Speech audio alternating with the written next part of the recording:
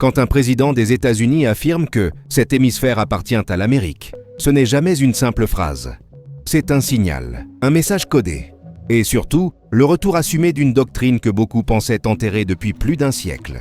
Depuis plusieurs semaines, l'administration Trump multiplie les actes et les déclarations qui dessinent une même trajectoire. La réaffirmation d'une sphère d'influence américaine exclusive sur l'ensemble de l'hémisphère occidental. En novembre 2025, la Maison-Blanche a publié sa nouvelle stratégie de sécurité nationale. Le document est clair. Les États-Unis entendent empêcher toute puissance non hémisphérique, Chine ou Russie, de contrôler des actifs stratégiques, des infrastructures critiques ou des ressources naturelles dans la région. Ce langage marque une rupture nette. Il ne s'agit plus seulement de dissuasion. Il s'agit de droit de regard, de contrôle et, si nécessaire, d'intervention. L'opération militaire menée au Venezuela le 3 janvier 2026, qui a conduit à la capture de Nicolás Maduro, est perçue par de nombreux analystes comme le premier acte concret de cette nouvelle doctrine. Les réactions ont été immédiates. En Colombie, le président Gustavo Petro a annoncé un renforcement de la défense nationale, évoquant explicitement le risque d'interventions étrangères. À Cuba, des figures clés de l'administration américaine parlent désormais ouvertement de l'effondrement du régime, comme d'un objectif stratégique. Et en Europe, la question du Groenland s'impose comme un autre front de cette même logique. La géographie change, mais la mentalité reste la même. Pour comprendre ce qui se joue aujourd'hui, il faut revenir à l'histoire. La doctrine Monroe naît en 1823, lorsque le président James Monroe déclare que les Amériques ne doivent plus être un terrain de recolonisation européenne. À l'origine, il s'agissait surtout d'un message diplomatique. Les États-Unis n'avaient alors ni la puissance militaire, ni les moyens de l'imposer. Mais cette déclaration va créer un précédent.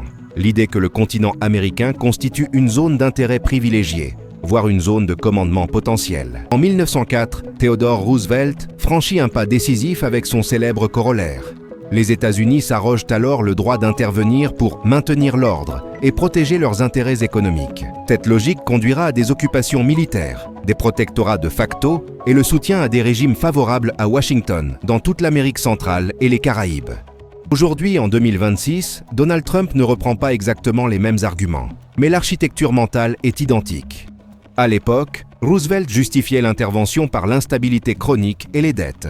Trump, lui, invoque la présence chinoise, l'influence russe et le contrôle de ressources stratégiques comme le pétrole ou les terres rares. La différence majeure, c'est le contexte mondial.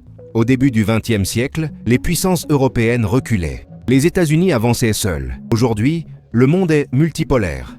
La Chine investit massivement en Amérique latine par le financement, les infrastructures et la technologie. La Russie, bien que plus limitée économiquement, conserve une influence militaire et politique ciblée. Dans ce nouveau paysage, chaque intervention américaine comporte un coût bien plus élevé, non seulement en termes de droit international, mais aussi en termes d'alliance, de crédibilité et de long terme stratégique. Le cas du Groenland illustre parfaitement cette tension. Ce territoire, pourtant allié au sein de l'OTAN via le Danemark, est désormais évoqué comme une cible stratégique potentielle. Cette perspective crée un malaise profond en Europe et alimente un éloignement progressif entre Washington et ses partenaires traditionnels. Nous assistons donc à une forme de régression géopolitique, une tentative d'appliquer une logique du début du XXe siècle à un monde, et l'histoire montre une chose essentielle. Les empires ne s'effondrent pas lorsqu'ils perdent leur première bataille. Ils s'effondrent lorsqu'ils gagnent trop de batailles, sans mesurer le coût cumulatif de leur victoire. La vraie question n'est donc pas de savoir si les États-Unis peuvent intervenir.